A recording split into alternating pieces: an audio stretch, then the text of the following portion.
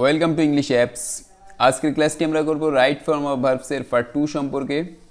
এর আগের ক্লাসগুলো আমরা রাইট ফর্ম অফ ভার্বের পার্ট 1 সম্পর্কে আলোচনা করেছি, প্রাথমিক রুলস রেগুলেশনস নিয়ে আলোচনা করেছি। আজকে আমরা টেন্স সম্পর্কিত পার্ট 2 সম্পর্কে আলোচনা করব।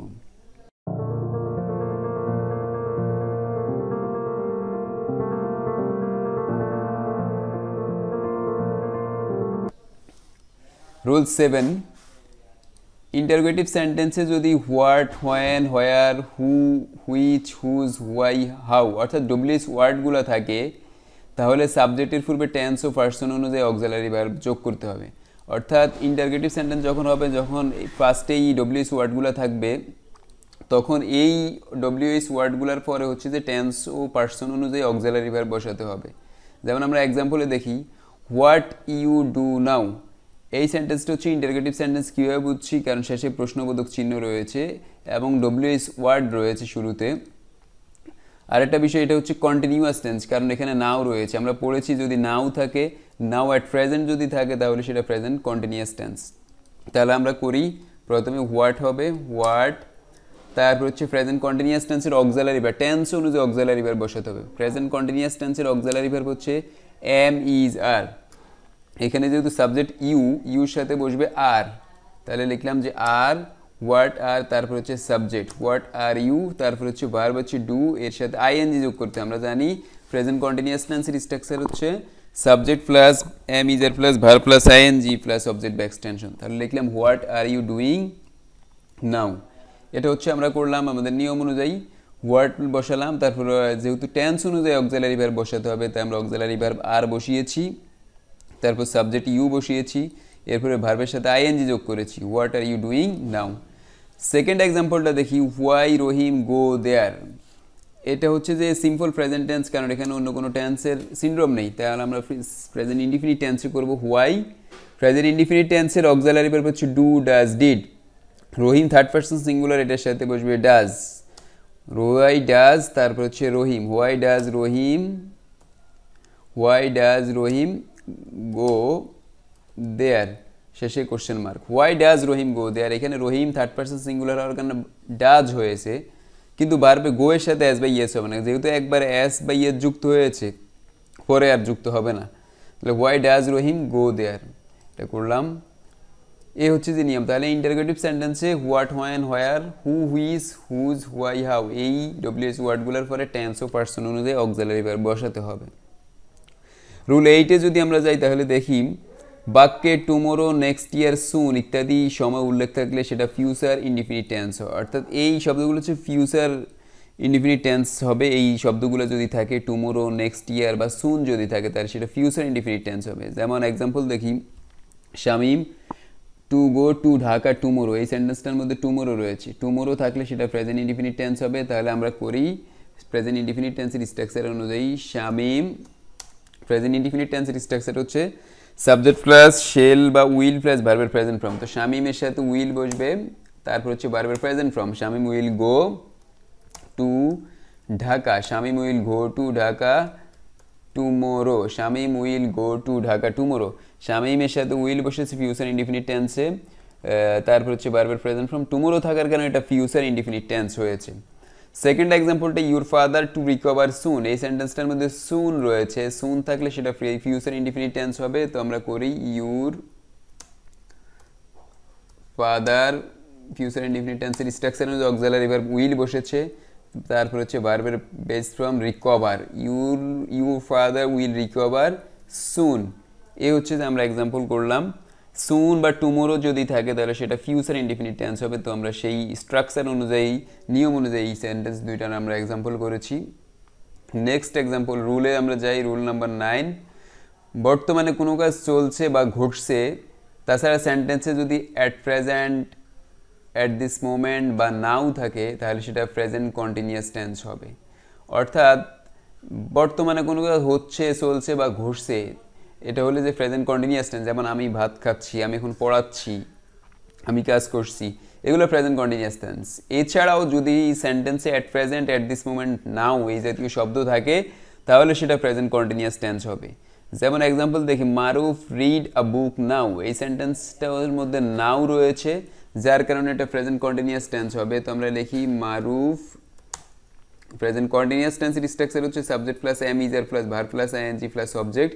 তো মারুফ থার্ড পারসন সিঙ্গুলার, এটার সাথে ইজ বসবে, তারপরে ভার্ব প্লাস আইএনজি। তো reading, Maruf is reading a book now, Maruf is reading a book now, এটা আমরা করেছি। নাও থাকার কারণে এটা প্রেজেন্ট কন্টিনিউয়াস টেন্সের স্ট্রাকচার অনুযায়ী আমরা করেছি।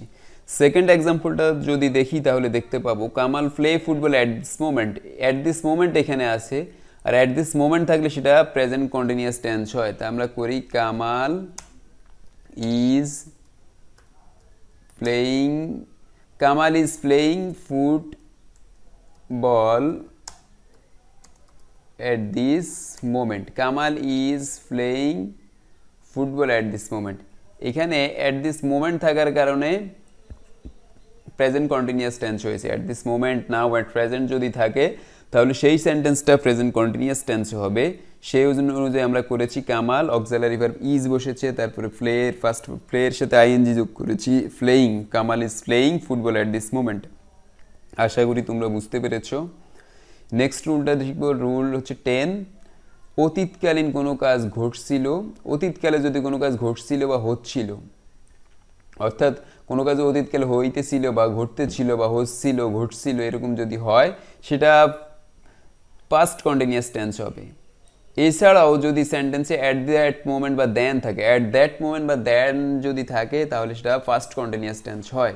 অতীতকালে কোনো কাজ হচ্ছিল ঘটছিল এরকম বোঝাতে হবে। যেমন অ্যাট দ্যাট টাইম, এখানে অ্যাট দ্যাট টাইম রয়েছে, আমরা জানি অ্যাট দ্যাট টাইম থাকলে সেটা ফার্স্ট কন্টিনিউয়াস টেন্স হয়। তো আমরা লিখি at that time they, first continuous টেন্সের স্ট্রাকচার হচ্ছে subject plus was were plus verb plus ING. তো দে এর সাথে ওয়ার বসবে, they were eating rice, they were eating rice. At that time subject, তারপর ওয়ার ইটিং রাইস, এখানে auxiliary verb were বসেছে কারণ দে প্লুরাল তাই ওয়ার বসেছে, তারপর ভার্ব প্লাস আইএনজি বসেছে। দেন মাহাদি প্লে হকি, এখানে দেন রয়েছে, দেন যদি কোনো সেন্টেন্সে থাকে তাহলে সেটা ফার্স্ট কন্টিনিউয়াস টেন্স হবে। তো আমরা করি দেন মাহাদি ওয়াজ প্লেয়িং হকি। এটা হচ্ছে যে আমাদের এই রাইট ইউজ অফ ভার্ব বোঝার জন্য টেন্স শেখা অত্যন্ত প্রয়োজন। টেন্সের যার ধারণা নেই সেই রাইট ইউজ অফ ভার্ব কিছুই বুঝবে না। টেন্স হচ্ছে যে বেসিক কনসেপ্ট, তাই যাদের টেন্স সম্পর্কিত সমস্যা রয়েছে তারা আমাদের ইংলিশ অ্যাপসে টেন্স সম্পর্কিত ভিডিও রয়েছে, সেখান থেকে অবশ্যই দেখে নিবা। এই টেন্স না শিখলে রাইট ইউজ অফ ভার্ব শিখবে না, একটা আরেকটা ওতপ্রোতভাবে জড়িত। তো অ্যাট দ্যাট টাইম দেন থাকলে সেটা ফার্স্ট কন্টিনিউয়াস টেন্স হয়, সেই অনুযায়ী আমরা করেছি then Mahadi was playing hockey. Rule 11, continuous টেন্সগুলোর ভার্ব প্লাস আইএনজির আগে বি ভার্ব বসে, অর্থাৎ অক্সিলারি ভার্ব বসে, এম ইজ আর ওয়াজ আর, যেই কন্টিনিউয়াস টেন্সে যে অক্সিলারি ভার্ব সেটা বসাতে হবে। যেমন দে বি ভার্ব প্লেয়িং ফুটবল, এখানে প্লেয়িং রয়েছে ভার্ব প্লাস আইএনজি, তো এটার সাথে অক্সিলারি ভার্ব বসাতে হবে। তো আমরা লিখি দে আর প্লেয়িং ফুটবল। এখানে লক্ষণীয় বিষয়, you can ask me that, এখানে আমরা কেন ওয়ার লিখিনি ফার্স্ট, কারণ ওয়ার লিখতে পারতাম, লিখলেও হতো, কিন্তু এখানে যেহেতু ফার্স্টের কোনো শব্দ নেই অতীতকালীন শব্দ, তাই আমরা হচ্ছে যে এটা সিম্পল প্রেজেন্ট কন্টিনিউয়াস টেন্সে করেছি। They are playing football. I dash eating rice, I am eating rice, শেষে ভার্ব প্লাস আইএনজি আছে, তাই হচ্ছে যে আমরা অক্সিলারি ভার্ব এম বসিয়েছি, I am eating rice. Rule 12, বাক্যে হোয়াইল এর পর ব্র্যাকেটে মধ্যে যদি ভার্ব থাকলে তার সঙ্গে আইএনজি যুক্ত হয়, অর্থাৎ হোয়াইলের পরে ভার্ব থাকলে তার সাথে আইএনজি যুক্ত হবে, কিন্তু হোয়াইলের পরে যদি সাবজেক্ট থাকে অর্থাৎ ক্লজ থাকে তাহলে সাবজেক্ট থাকলে এই হোয়াইলের পরের অংশটি ফার্স্ট কন্টিনিউয়াস টেন্স হবে। হোয়াইলের পরে যদি কোনো সেন্টেন্স থাকে তাহলে সেটা ফার্স্ট কন্টিনিউয়াস টেন্স হবে, আর যদি ডিরেক্ট ভার্ব থাকে তাহলে ভার্ব প্লাস আইএনজি হবে। যেমন এক্সাম্পল দেখি, while eat rice my friend knocked at the ডোর, এখানে হোয়াইলের পরের ভার্বটা আইএনজি যুক্ত হবে। তো আমরা করি হোয়াইল ইট আছে, ইটের সাথে আইএনজি যুক্ত করলে হচ্ছে while eating rice my friend knocked at the door. While eating rice my friend knocked at the ডোর, এখানে হোয়াইল এর পরে যদি ডিরেক্ট কোনো ভার্ব থাকে সেটা ভার্ব প্লাস আইএনজি হবে, তাই আমরা হোয়াইল ইটিং রাইস লিখেছি। While eating rice my friend knocked at the door. Second এক্সাম্পলটা যদি দেখি, while Mamun read a book Masum watch television, এখানে হোয়াইলের পরে একটা সেন্টেন্স রয়েছে। আমরা জানি হোয়াইলের পরে যদি কোনো সেন্টেন্স থাকে সেটা ফার্স্ট কন্টিনিউয়াস টেন্স হয়, তো আমরা করব হোয়াইল মামুন ওয়াজ, স্ট্রাকচার অনুযায়ী আমাদেরকে করতে হবে Mamun was reading a book, while Mamun was reading a book Masum watched television. আমরা যে স্ট্রাকচারটা আমরা শিখেছি, হোয়াইল যুক্ত সেন্টেন্সের মধ্যে হোয়াইলের পরে যদি ডিরেক্ট ভার্ব থাকে তাহলে ভার্ব প্লাস আইএনজি হবে, আর যদি সাবজেক্ট প্লাস ভার্ব থাকে তাহলে সেটা ফার্স্ট কন্টিনিউয়াস টেন্স হবে। তাই আমরা করেছি while Mamun was reading a book Masum was television, এখানে হোয়াইলের পরে ফার্স্ট কন্টিনিউয়াস টেন্স করেছি। এবার আমরা আরেকটা রুল শিখব, রুল 13। সেন্টেন্সে যদি just, just now, lately, recently, already, ever, never, yet এই শব্দগুলো থাকে তাহলে সেটা প্রেজেন্ট পারফেক্ট টেন্স হবে, অর্থাৎ এই ওয়ার্ডগুলো থাকলে সেটা প্রেজেন্ট পারফেক্ট টেন্সের স্ট্রাকচার অনুযায়ী করতে হবে। কি কি? Just, just now, lately, recently, already, ever, never, yet এই ওয়ার্ডগুলো যদি থাকে তাহলে সেটা প্রেজেন্ট পারফেক্ট টেন্সে হবে। যেমন এক্সাম্পল দেখি, Mishu already pass the HSC examination, এই সেন্টেন্সটার মধ্যে অলরেডি রয়েছে, আর যদি কোনো সেন্টেন্সে অলরেডি থাকে তাহলে সেটা প্রেজেন্ট পারফেক্ট টেন্স হয়। তো আমরা করলাম মিশু, স্ট্রাকচার হচ্ছে হ্যাজ, সাবজেক্ট প্লাস হ্যাভ বা হ্যাজ প্লাস ভার্বের ফার্স্ট পার্টিসিপল ফর্ম। তো মিশু যেহেতু থার্ড পারসন সিঙ্গুলার তাই আমরা হ্যাজ লিখেছি, Mishu has already first the HSC examination. Mishu has already first the HSC examination, এই সেন্টেন্সটা হচ্ছে যে এই অলরেডি থাকার কারণে প্রেজেন্ট পারফেক্ট টেন্স হয়েছে। আর মনে রাখবো একটা বিষয়, সবসময় অলরেডিটা বসে অক্সিলারি ভার্ব এবং মেইন ভার্বের মাঝখানে, তাই আমরা হ্যাজ অলরেডি ফার্স্ট লিখেছি। অ্যাডভার্ব তো অ্যাডভার্বটা অক্সিলারি এবং মেইন ভার্বের মাঝখানে বসে। Mishu has already first the HSC examination, already থাকার কারণে এটা প্রেজেন্ট পারফেক্ট টেন্স হয়েছে। এবার আমরা করব আই জাস্ট রিচ স্কুল, এখানে কি রয়েছে? জাস্ট রয়েছে, জাস্ট থাকলে সেটা প্রেজেন্ট পারফেক্ট টেন্স হবে। তাহলে আমরা করব আই হ্যাভ জাস্ট, রিচের ফার্স্ট পার্টিসিপল ফর্ম হচ্ছে reached, I have just reached school.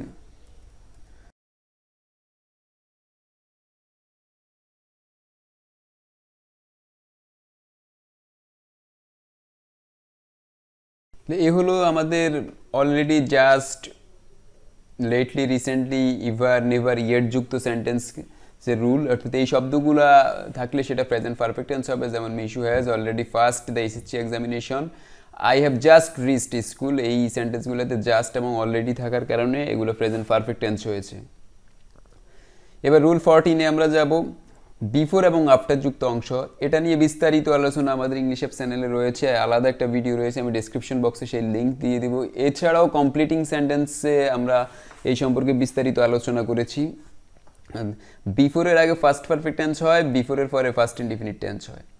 আফটারের আগে ফার্স্ট ইনডিফিনিট, আফটারের পরে ফার্স্ট পারফেক্ট টেন্স। এখানে একটা বিষয় মনোলক্ষণীয়, বিফোর অর্থ পূর্বে, আর এগুলো যেহেতু ফার্স্ট পারফেক্ট সম্পর্কিত আলোচনা, তাই বিফোর অর্থ পূর্বে, তাই ফার্স্ট পারফেক্ট হবে পূর্বে। আফটার অর্থ পরে, তাই ফার্স্ট পারফেক্ট টেন্সের আলোচনা হবে পরে। এটা মনে রাখতে হবে, তাহলে হচ্ছে যে আমাদের কাছে সহজ মনে হবে।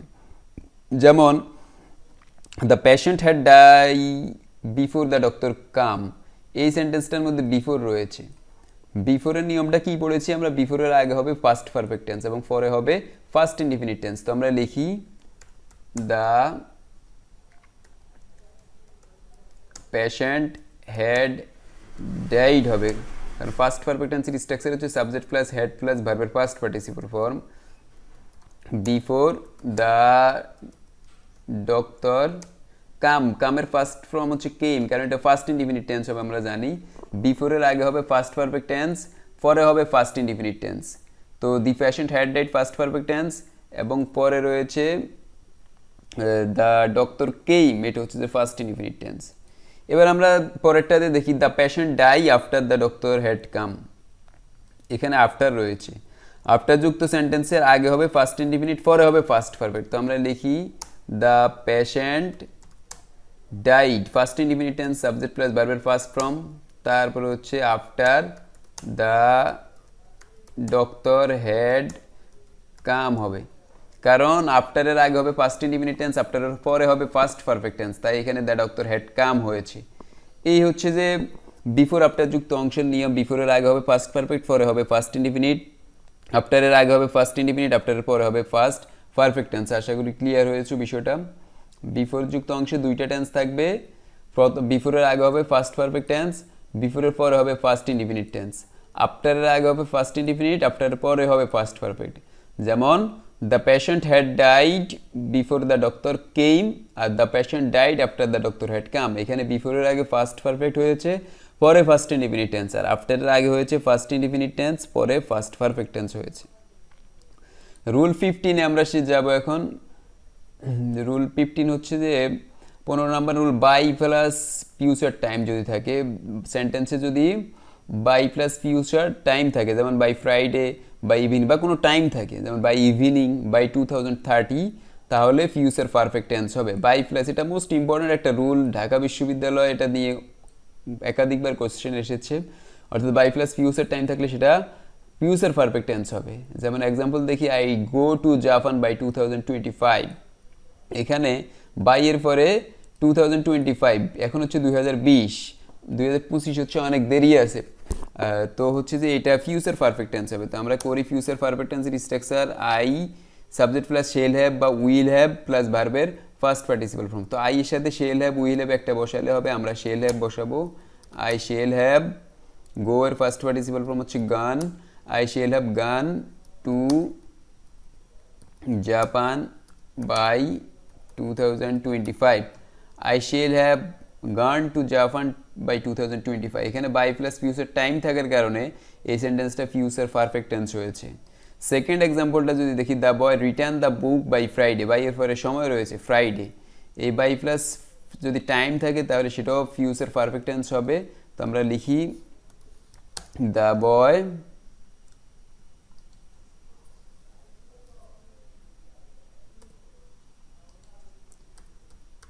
দ্য বয় উইল হ্যাভ, যেহেতু দ্য বয়ের সাথে উইল বসে third person singular, the boy will have রিটার্নের ফার্স্ট পার্টিসিপাল ফর্ম হচ্ছে return,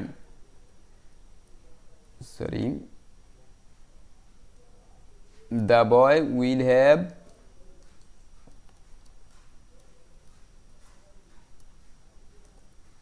return, the boy will have return the বুক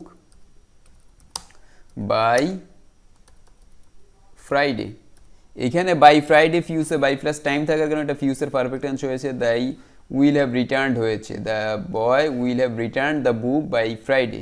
আর এখানে আই শেল হ্যাভ গন হয়েছে কারণ বাই প্লাস টাইম রয়েছে 2025।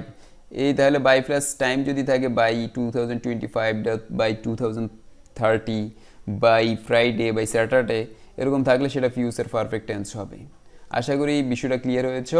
রুল নাম্বার 15, অর্থাৎ বাই প্লাস টাইম যদি থাকে তাহলে সেটা ফিউচার পারফেক্ট টেন্স হবে। এবার আমরা রুল 16-এ যাব। সেন্টেন্সে বা বাক্যে সিন্স বা ফর প্লাস টাইম যদি থাকে, সিন্স বা ফরের পরে যদি টাইম থাকে বা কোনো কাজ নির্দিষ্ট সময় যাবৎ সংঘটিত হচ্ছে বা ঘটছে বোঝায়, তাহলে সেটা প্রেজেন্ট পারফেক্ট কন্টিনিউয়াস টেন্স হবে। অর্থাৎ কোনো কাজ কিছুক্ষণ ধরে হচ্ছে, নির্দিষ্ট সময় ধরে হচ্ছে বোঝালে সেটা হচ্ছে প্রেজেন্ট পারফেক্ট কন্টিনিউয়াস টেন্স হয়। এছাড়াও সিন্স বা ফরের পরে যদি টাইম থাকে, সেটা বর্তমান টাইম থাকলে প্রেজেন্ট পারফেক্ট কন্টিনিউয়াস টেন্স হবে, অতীতকালীন টাইম থাকলে সেটা ফার্স্ট পারফেক্ট কন্টিনিউয়াস টেন্স হবে, ফিউচার সময় থাকলে সেটা ফিউচার পারফেক্ট কন্টিনিউয়াস টেন্স হবে, অর্থাৎ পারফেক্ট কন্টিনিউয়াস টেন্স হবে।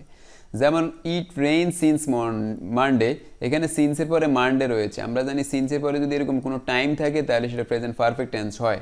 তো আমরা এটাকে present perfect continuous tense, sorry present perfect continuous tense হয়। তো আমরা এটা প্রেজেন্ট পারফেক্ট কন্টিনিউয়াস টেন্স করব। It has been subject plus have been বা has been plus verb plus ING, it যেহেতু থার্ড পারসন সিঙ্গুলারতে হ্যাজ বিন হয়েছে, it has been raining since Monday, it has been raining since Monday. এখানে সিন্সের পরে সময় রয়েছে তাই হ্যাজ বিন হয়েছে, কারণ সাবজেক্ট প্লাস হ্যাভ বিন বা হ্যাজ বিন হচ্ছে প্রেজেন্ট পারফেক্ট কন্টিনিউয়াস টেন্সের structure. Second example, I read the book for an hour. For এর পরে সময় রয়েছে অ্যান আওয়ার, পর প্লাস যদি টাইম থাকে তাহলে সেটা প্রেজেন্ট পারফেক্ট কন্টিনিউয়াস টেন্স বা পারফেক্ট কন্টিনিউয়াস টেন্স হয়। তো আমরা এটাকে প্রেজেন্ট পারফেক্ট কন্টিনিউয়াস টেন্স করি। I have been reading the book for an hour. I have been reading the book for an hour, এখানে for an hour for plus time যদি থাকে তাহলে সেটা প্রেজেন্ট পারফেক্ট কন্টিনিউয়াস টেন্স হয়, তাই আমরা have been reading করেছি। আশা করি ক্লিয়ার হয়েছে এই সিন্স বা ফর সংশ্লিষ্ট যে নিয়মটা রয়েছে, সিন্স বা ফরের পরে টাইম থাকলে সেটা প্রেজেন্ট পারফেক্ট কন্টিনিউয়াস টেন্স হবে। যেমন it has been raining since Monday, I have been reading the book for an hour. এই হচ্ছে যে টেন্স সংশ্লিষ্ট হচ্ছে যে প্রাথমিক যে আলোচনাগুলো এটা আমরা করেছি। এই 12 প্রকার টেন্সের কোন শব্দগুলো দেখলে আমরা বুঝতে পারবো এটা কোন টেন্স, সেই সম্পর্কে আজকের ক্লাসটি করলাম। দুইটা পার্টে, পার্ট 1 এবং পার্ট 2 সম্পর্কে আমরা 12 প্রকার টেন্স কীভাবে চিনবো সেটা নিয়ে আলোচনা করেছি। এরপরে পার্ট 3-তে আমরা কোন শব্দ থাকলে আগে কোন টেন্স হবে, পরে কোন টেন্স হবে সেই সম্পর্কে আলোচনা করব। তো আমাদের ক্লাস যদি ভালো লাগে অবশ্যই ইংলিশ অ্যাপ চ্যানেলকে যারা নতুন রয়েছে সাবস্ক্রাইব করবে এবং বেল আইকনে ক্লিক করে রাখবা যাতে পরবর্তী ভিডিওগুলো আপডেট পেতে পারো, নোটিফিকেশন যাতে পেতে পারো, সেজন্য বেল আইকন ক্লিক করে রাখবা। আমরা পার্ট বাই পার্ট হচ্ছে এই লেকচারগুলো দিব, প্রত্যেকটা টপিক ওয়াইজ আমরা জেএসসি, এসএসসি এবং এইচএসসি গ্রামারের ক্লাস দিচ্ছি, প্রত্যেকটা টপিকে আমরা ভিডিও দিব এবং অ্যাডমিশন এছাড়াও জব ইংলিশের ক্লাস আমরা দিচ্ছি রেগুলার। তো সেগুলোর জন্য stay connected with English apps. আমাদের ক্লাস যদি ভালো লাগে অবশ্যই বি কানেক্টেড থাকবা। Thank you very much.